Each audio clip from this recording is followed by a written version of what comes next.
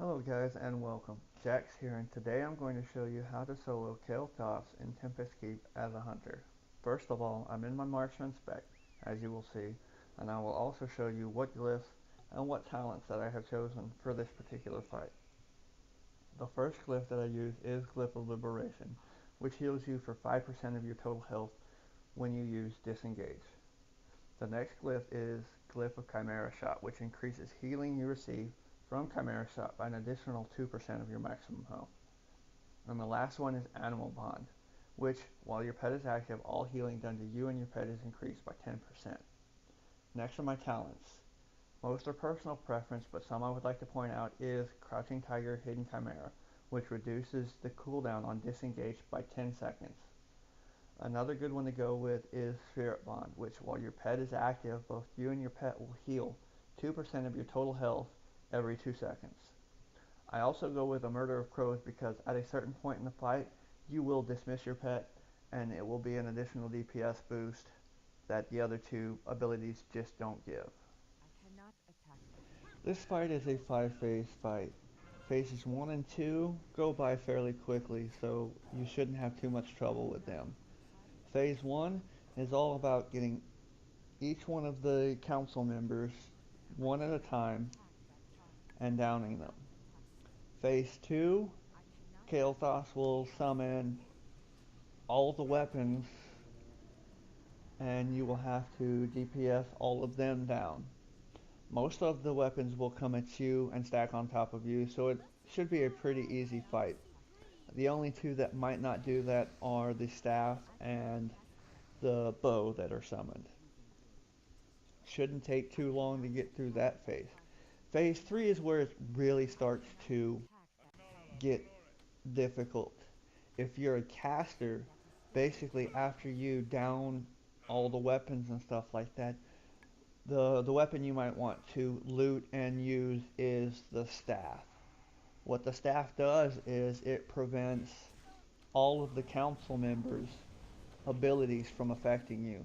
So basically you're immune to conflagrate that the Astromancer will use, or you're immune to the stun or fear that a couple of the others do. You can still get knocked back and everything like that, but it shouldn't take too much out of you. But if you're not, then basically you have to sit here and try to deal with all four of these council members at one time. I suggest taking out the Astromancer first because she does do the conflag, which hits you for 10 seconds, and you'll be in that for a very long time. The next one I would suggest taking out is the Engineer.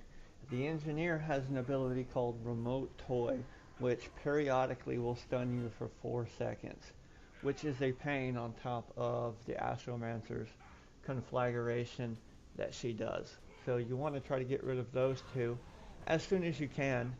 That way you don't have to worry about those abilities affecting you. As you can see here, I just killed Lord Sanguinar before I actually killed the Grand Astromancer or the Master Engineer. So you don't have to do it in the order of the Astromancer, Engineer, and then one of the other two, but that just makes it easy. But now that I've got three of them dead, you have to be sure to get your pets, whether you're a warlock or a hunter, get them to passive before they actually start dealing damage to the last one that you have. You don't want to make it the engineer because you don't want that engineer to keep casting remote over you over and over again. You don't want it to be the Astromancer because you don't want Conflag to sit here and hit you over and over and over again. So you want it to be either Lord Sanguinar or Thaladred the Darkener. As you see, I'm running around waiting for my remote toy debuff to fall off before I actually kill Thaladred the Darkener. At the point that the remote toy debuff does fall off,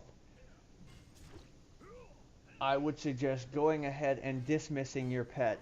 That way you don't have two creatures out at the time that Kael'thas starts attacking.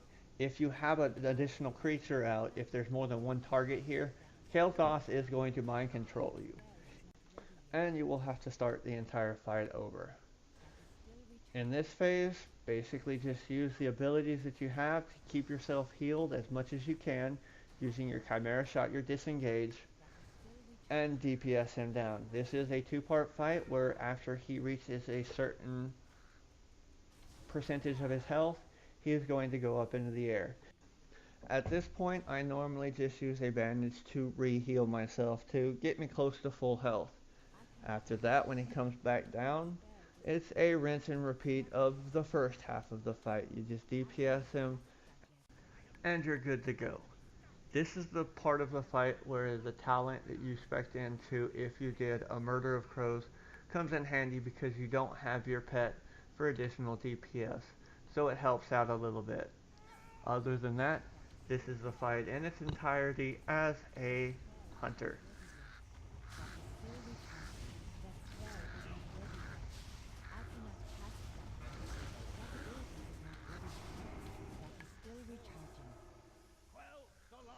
I would like to say good luck on getting Ashes of Alar to drop for you off of this boss. I have yet to have it happen. Thank you for watching, and I hope this has helped you get through this fight on your characters. Please feel free to tell me what you think, subscribe and or like, and if you want, check back later for the fight done from my warrior's perspective.